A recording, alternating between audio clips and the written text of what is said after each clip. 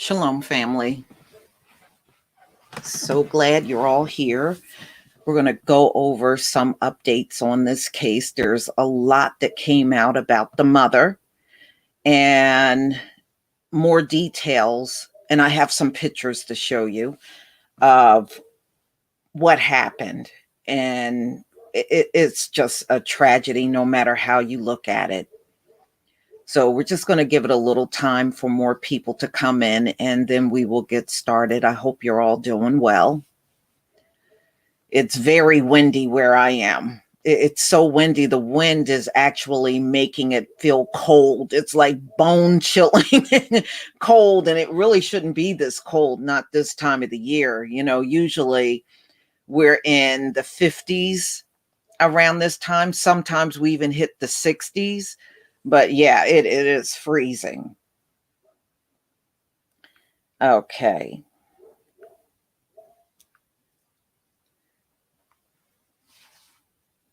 Shalom to everybody in the chat. Shalom, everybody. Shalom. Plus, I didn't even know if I was going to make it. My cable went out about an hour ago. They were saying they were having technical difficulties, but it did come back. It's lagging a little bit, but it's back. It's windy in New York too. Yeah.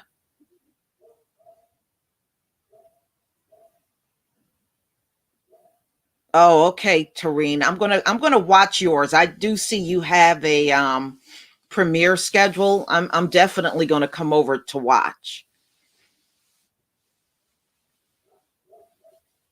I mean, no matter how you look at this is just complete tragedy, especially for this 15-year-old. He should not have gone out like this. Absolutely not.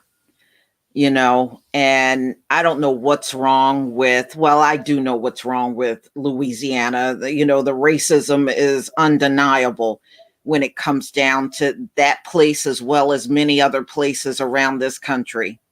Whole nation is racist, but it's bad when you start getting into, the deep parts of the South. So it's obvious why they did not arrest Janet and Irvin. I mean, Janet and Gavin, they both should be arrested. And I would not be surprised if somewhere down the line, you'll even find out her husband was involved in this stuff. I noticed they're trying very hard to keep his name out of everything, but I'm a little suspicious about her husband. I don't know, y'all, but we shall find out as more details are unfolded. I mean, it's just ridiculous. So I'm going to go ahead and share my screen. And by the way, everybody's putting out some real good details. And I do also want to make a correction. And thank you, Lions Den, for letting me know. That phone call was a person that lived in that area and know the Irvins, but that was not actually Janet. And that's what I got incorrect. But I'm still glad that I posted that conversation because it was so bizarre. And whoever that person was, they sure knew a lot of details. And I think at this point, anybody that knows a lot of details about the case, the police really should be going to those folks and finding out what the hell happened. All right, let me go ahead and share my screen. We have 107 people between my two channels. And we're going to go ahead and get started.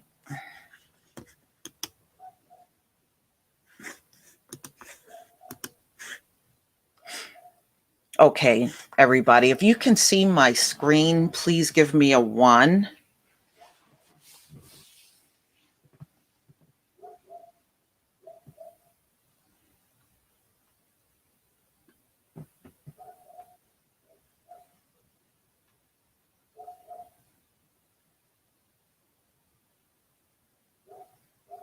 Okay. Just give me a one if you can see the screen. Thank you, everybody. Thank you so much. Okay, we're going to go ahead and get started. Okay, many of you might have already heard that Janet has a rap sheet. You know, I know people, oh, she got a shady past. No, she got a rap sheet. Okay.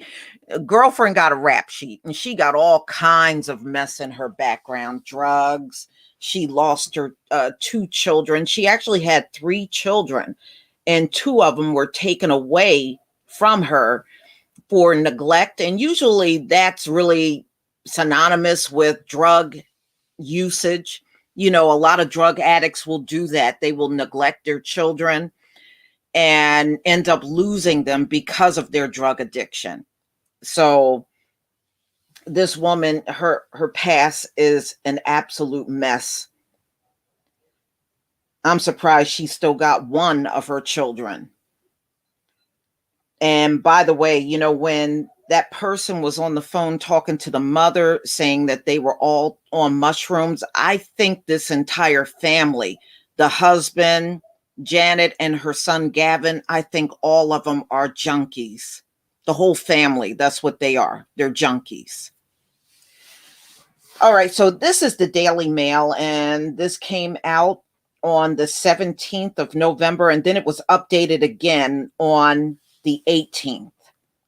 So, woman who was the last person to see tragic teen Kawan Bobby Charles alive has a history of arrest for drugs and burglary, and lost custody of her kids after she was accused of neglect and domestic violence by their father.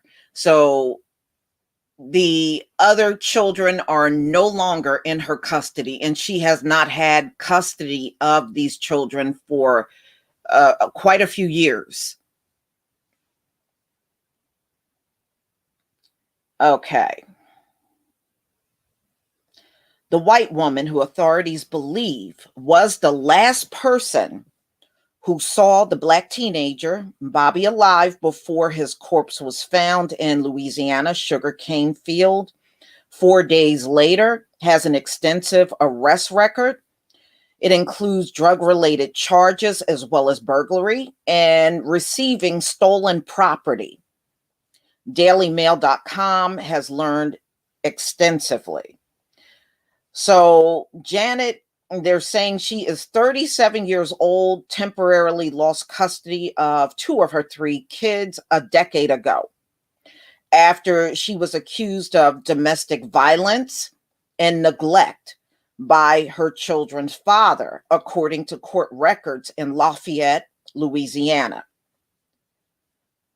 Okay, so the man, Joshua Romero, accused Irvin in a handwritten statement to local family court of suffering from drug and alcohol problems, stealing prescription medication. Wow, don't that sound almost similar to the opioid stories I was telling y'all?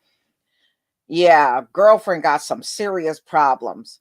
So stealing prescription medication, money, dropping their 2-year-old son on the floor and allowing the child to drink her beer. The revelations come as the family's 15-year-old Bobby Charles has been unable to talk to Irwin. They're talking about the mother, and her name is Roxanne Nelson. Okay, so we know they were evicted because I did mention that. Now, they lived in a trailer park. Now, I actually researched the town that they lived in, and it's really interesting because one of my subscribers wrote, they know of this town, and they said it is a very racist town. Okay, so it's Laurelville. And when I looked up the stats on this, the demographics, it is definitely lily white. It has 887 residents. So this is like a little dot on the map. It's that small. And the population has decreased, low birth rate. They had well over 900 people back in 2000. By the time 2010 came, the population went down to 887. So it is a rural area, which they call parish in Louisiana, from what I was gathering. So it's one of those little hole in the wall places, and the poverty level is very high. I think the income is like $32,000. So it's a low income white rural area. That's pretty much how I can sum it up to you. And we know they lived in the Chaston trailer park, and that was the last place Bobby was seen alive, according to witnesses. So I'm going to show you some of the pictures that I have here. And you might have seen some of these. That's Gavin. And I also believe Gavin, just from what I was reading, also have a drug problem. So he is pretty much heading in the same direction with the mother. This is the actual trailer they lived in that's now vacant. They were thrown out of the trailer by their landlord. So we know Gavin is 17 years old, and he knew Bobby.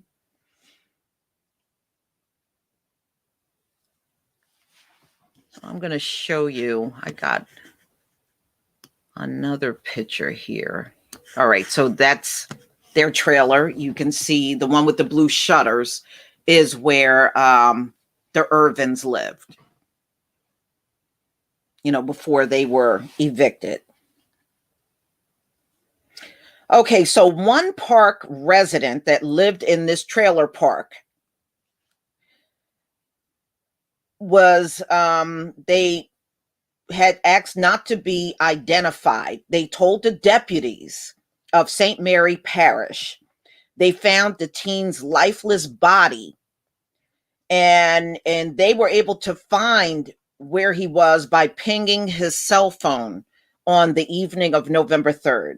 We walked to a vacant field in back of the abandoned school. Now, when you see the aerial shot, you'll actually see the football field, and it looks like it's to a high school, but according to what I was reading, that high school that's right by where the Irvins live is no longer used. It's vacant. All right. So it's an abandoned school there, and it's on the edge of brush and trees. Traveled about 1,000 feet south along a row of sugar canes. And then they said right over there is a drainage ditch. That is where they believe Bobby was drowned. And the water there is only ankle deep. So somebody held, or a few people held him down in that muddy water, and he died. So they said it is a ditch, a drainage ditch that he was killed in. So here's the distance between Baldwin and where he was. All right. So they said this is approximately 30 miles. So he lived in Baldwin and he died in Lauraville, right here. And you can also see it on the Louisiana map. So he died, a pretty good distance away from where he lived.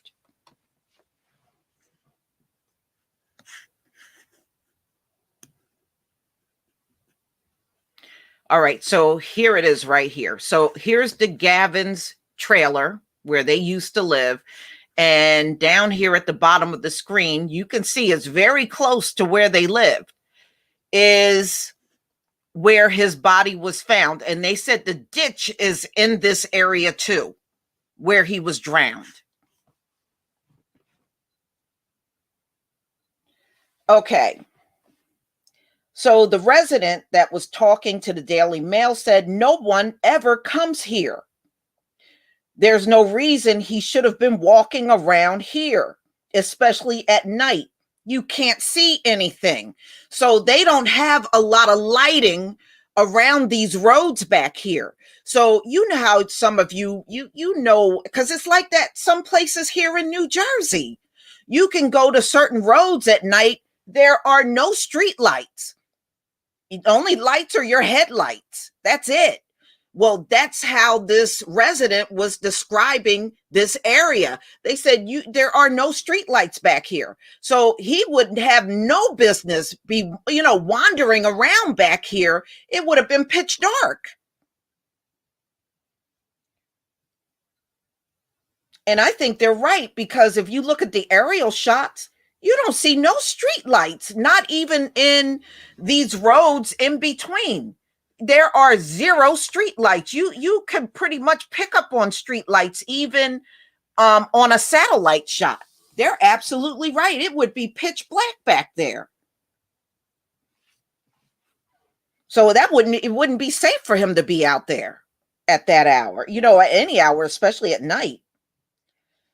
So, according to a family spokeswoman, Charles, the teenage boy that picked up by Irvin, 17-year-old Gavin, at a home nearby, the hometown of Baldwin, the afternoon of October 30th. So they traveled from Lauraville to Baldwin and picked him up.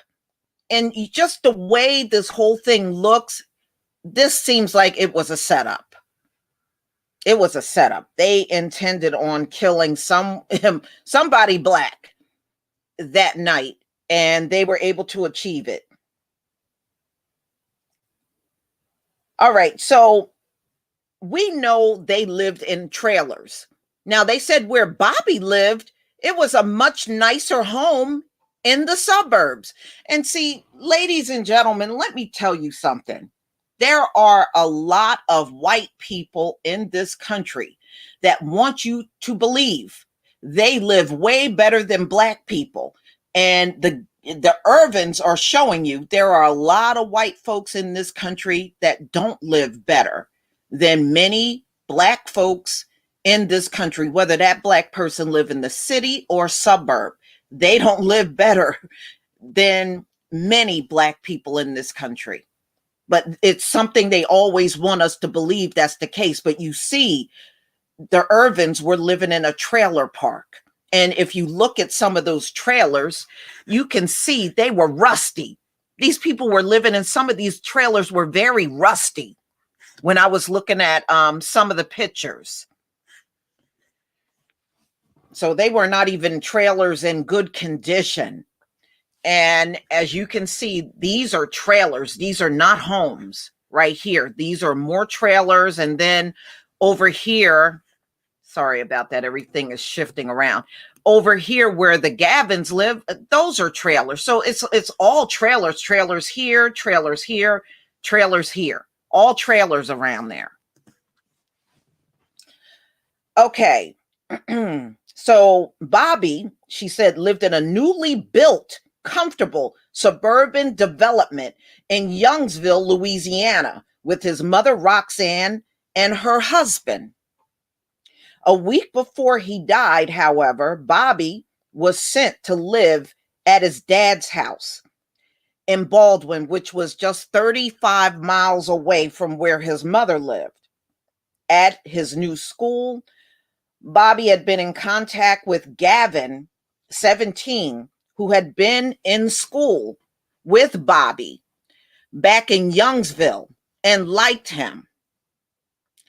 So for some unknown reason, Selena Charles said Gavin and his mother picked up Bobby at his father's home and drove to their rented trailer in Lauraville.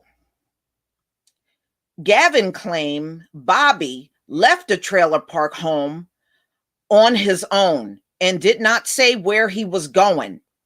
Janet has not spoken to his family.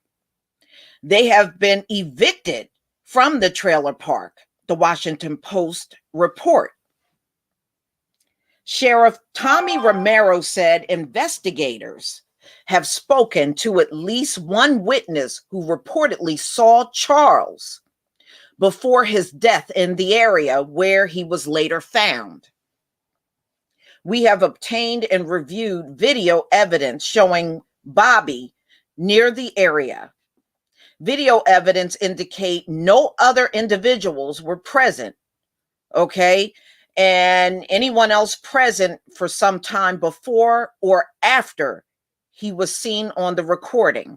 A few hours later, according to the autopsy, Bobby was dead in a drainage ditch, which at the time had ankle-deep water, according to locals.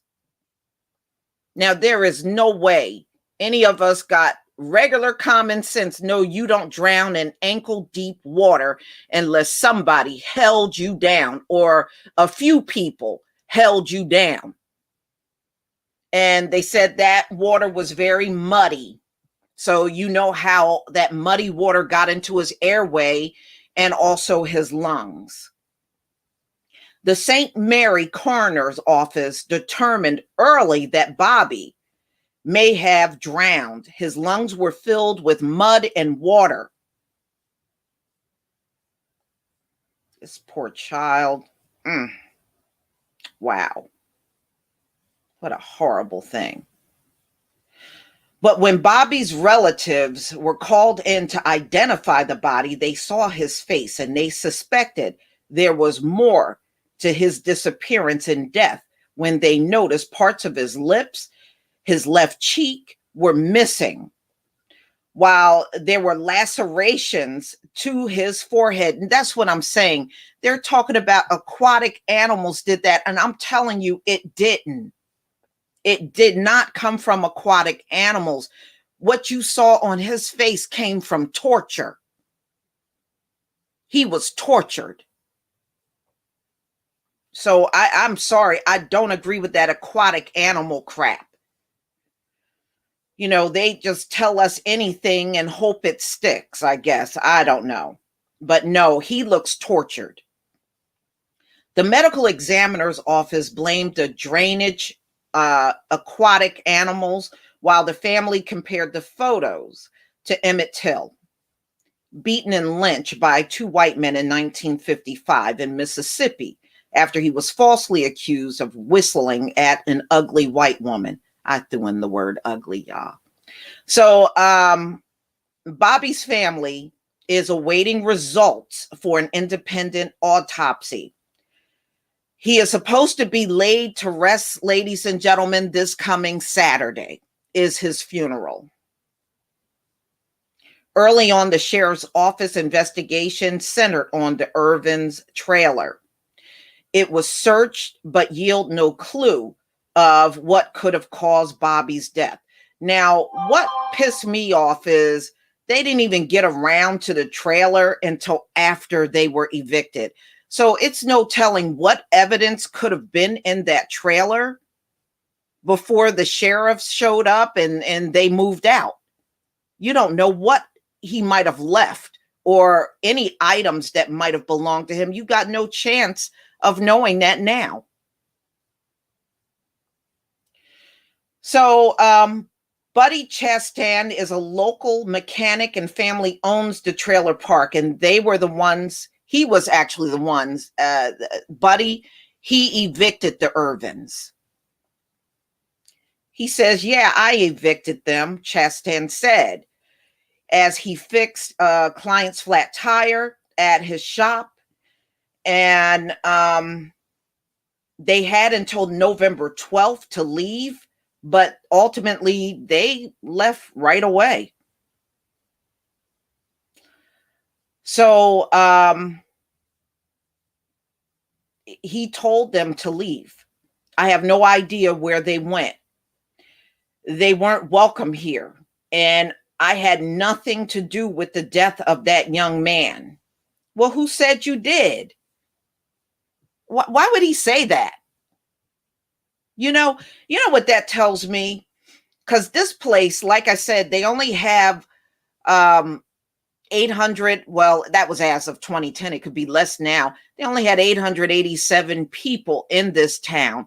A small town, usually everybody will hear things right away. He probably heard about Bobby's body being found in that sugarcane field in their town.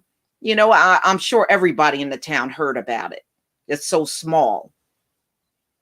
Like in rural towns everywhere, where boredom and desperation forms a combustive combination, opioids and crime have become the scourge of a small town in Louisiana. So they got an opioid and crime problem there. Yeah, go figure, right? But look at where they live. They live in trailers. I guess they do rob and steal drugs and do everything they can in this little small town. This little hole in the wall got high crimes and drug problems, y'all. According to court records, a mother of three, Janet Irwin, has been arrested 5 times since 2002. She has a date with a local criminal court judge in December to face charges of possession of a synthetic cannabinoid and possession of drug paraphernalia dating to June 2019. So she got to come back in that town to go to court. That would be a perfect time for those sheriffs to get her butt. Because she got to make a court appearance in December there. In February 2019, she was charged with a felony possession of hydrocodone after a traffic stop by Lafayette Parish Sheriff's Office, according to court records. The case was dismissed when prosecutors admitted the reason for the search of her vehicle by deputies sparked by allegations that the deputies smelled marijuana inside the vehicle was not supported by facts. Okay, so they had to get rid of the drug claim. In July 2011, Irvin was charged with simple burglary and criminal trespass. She took a plea deal and ended up 1 year on probation. She failed to appear in a follow-up hearing and was rearrested in 2013 for violation of parole. According to public records, she served 2 days in the a local jail. What kind of punishment is that? 2 days. That ain't no damn punishment. 2 days. Oh boy. Okay, so in 2006, Irvin was charged with possession of stolen goods and theft by fraud. She took another deal from prosecutors and received 6 months on probation. So this woman commits all kinds of crime and never really gets locked up. She gets a little, a little slap on the hand, and that seems to be it. In 2002, Janet Irvin was charged with possession of alcohol by a minor. She was 19, and the case was dismissed after she paid a $116.50 fine. So they have never really harshly punished this woman for all the crimes that she's committed all this time. Family court 2 allegations have been made against the last person believed to have seen Bobby alive. In 2010, the father of 2 of the youngest children told a court in a sworn statement asking for a restraining order and the custody of 5-year-old Kylie and 2-year-old Joshua that Irwin, she was abusive and violent. Okay. Well, apparently he got the custody because she don't have those kids anymore. I want her and her drug and alcohol problems away from me and my kids, electrician Joshua Romero wrote at the time in the statement. She's dropping my son on the floor, allowing my kids to play in the streets, allowing my 2-year-old to drink out of her beer can, stealing my prescription medication, damn, my money, taking my truck in the middle of the night while we sleep. In the time the judge did approve a restraining order that mandated Irvin to stay at least 100 feet away from Romero's home and the electrician company he worked for. The order was rescinded in 2017 when Irvin was able to prove she had straightened out. Irvin's dad, Alvin, told the Daily Mail he doesn't know where his daughter is. Alvin is her father. Because somebody said that was her husband. According to this, that old looking dude, that's her father. That's her dad.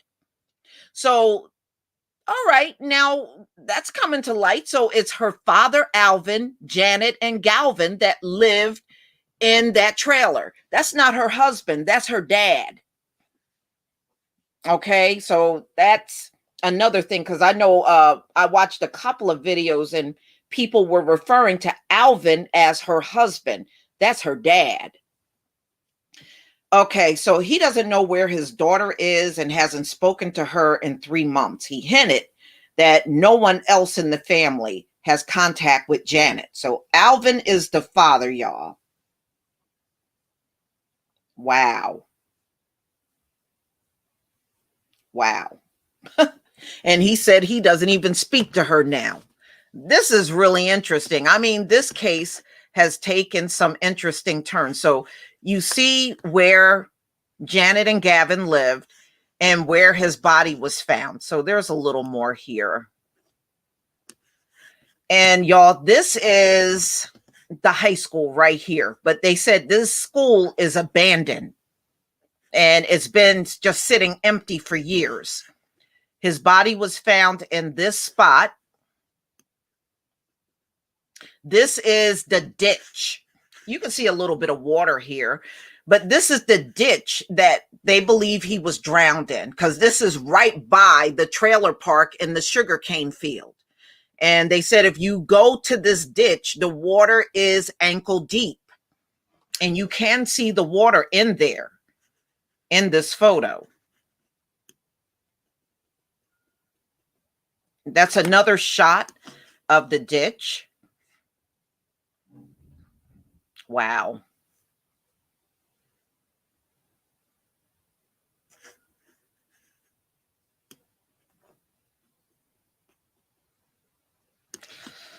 So, ladies and gentlemen, I mean, this is a tragedy no matter how you look at it. My heart goes out to this family. What a horrible way to lose your child, you know? And no, I definitely believe Janet and Gavin, and I'm sorry, you got to arrest Gavin too. You know, I'm sorry, you just do. You know, you can't tell me he don't know what happened to Bobby. I think everybody in that town, because it's such a little place, they all know what happened to Bobby, y'all. I really truly believe that. They all know what happened to him.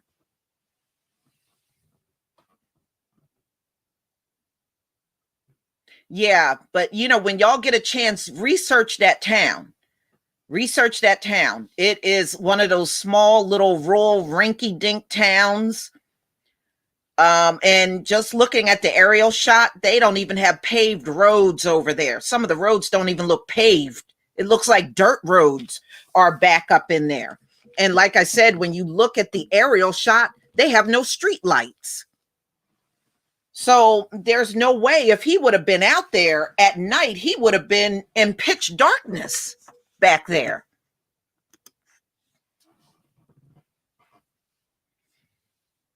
So that poor child, to leave this world the way that he did, that just breaks my heart. It really does. You know, and yes, I do know about the bleach smell in the car. And yeah, I actually heard about that before I listened to the phone call, you know, but Yeah, it looks like it's one of those towns where everybody knows everybody and everybody, knows gossip on each other. It's one of those places.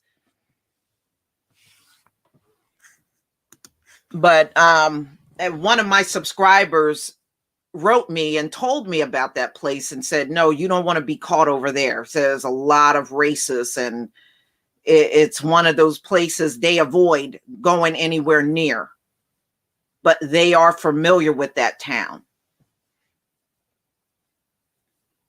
Yeah, I think part of me think the sheriffs, they took so long with this because they actually allowed them to get away. But you know what? If Janet got a cell phone, you can still catch up to her. If they got her cell phone, and being that she's in and out of court all the time, she will have to alert the court where she's staying. And like I said, if they're smart, she got a court date coming up in December. That's when they can nab her.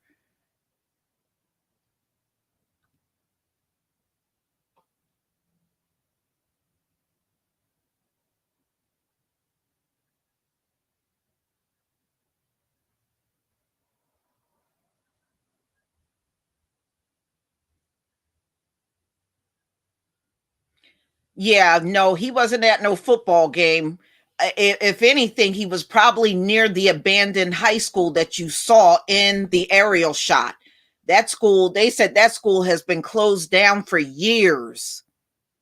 They probably don't have enough kids in the town to even keep a school open. Just looking at the population, it's probably not even enough kids to even have the school open. So they may have picked up he was around that baseball field, but there was no game going on over there. And, it was nothing, there's nothing there.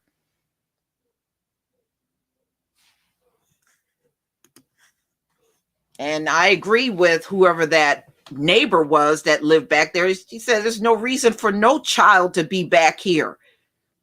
She said it's nothing back here. It's nothing back there for even a child to do.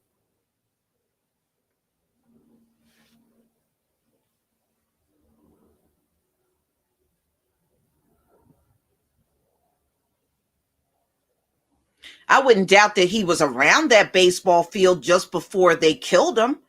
I wouldn't doubt that because we can see it in the aerial shot. And the sugar cane field is right behind that school as well.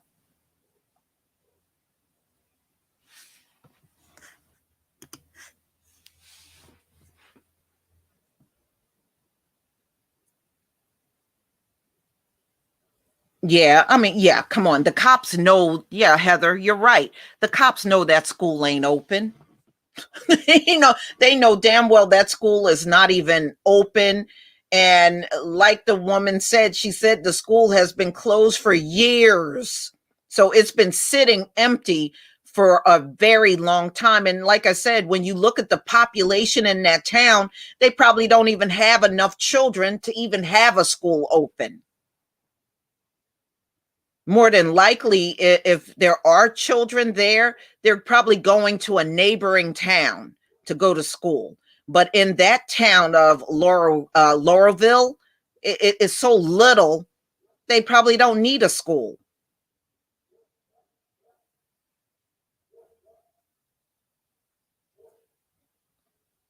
Shoot, at this point in time, Janet and Gavin could have left the damn state. You know, they had enough time to get completely out of Louisiana at this point in time. There's no telling if they're there. They might not even be in Louisiana right now.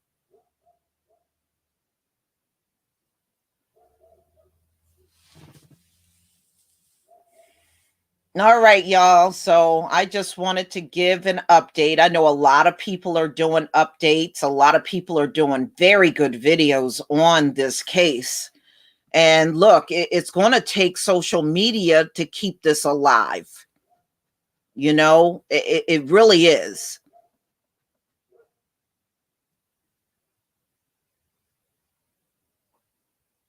Yeah, Miss Abby L. Yeah, they would have to send those kids somewhere else, because with that population being so small in that town, yeah, they probably don't even need a school in that town at all.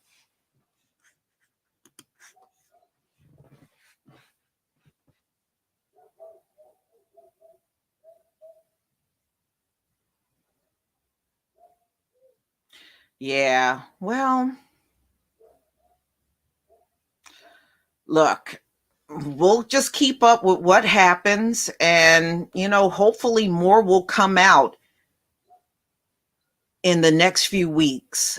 And I hope there's an arrest soon, because without an arrest, this is, I just hope it don't linger on, because this is just makes it worse, in my opinion, when you got to linger on for an eternity waiting for somebody to get arrested that really should have been arrested immediately when they found his body, and they found out Janet and Gavin were the last two people he saw. They should have been arrested. I'm sorry. Those sheriffs and police departments down there they're doing a horrible job. They should have been arrested on the spot at that point in time. Yeah, that old man that we keep seeing pictures of, that's her dad. That's not her husband. That's her dad. So, ladies and gentlemen, we'll do this again if more information happens to come out.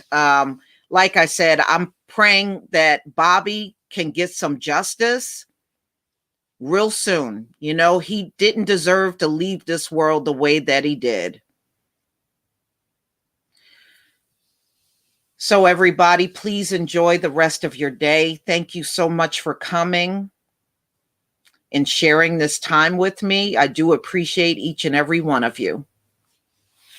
Shalom, family.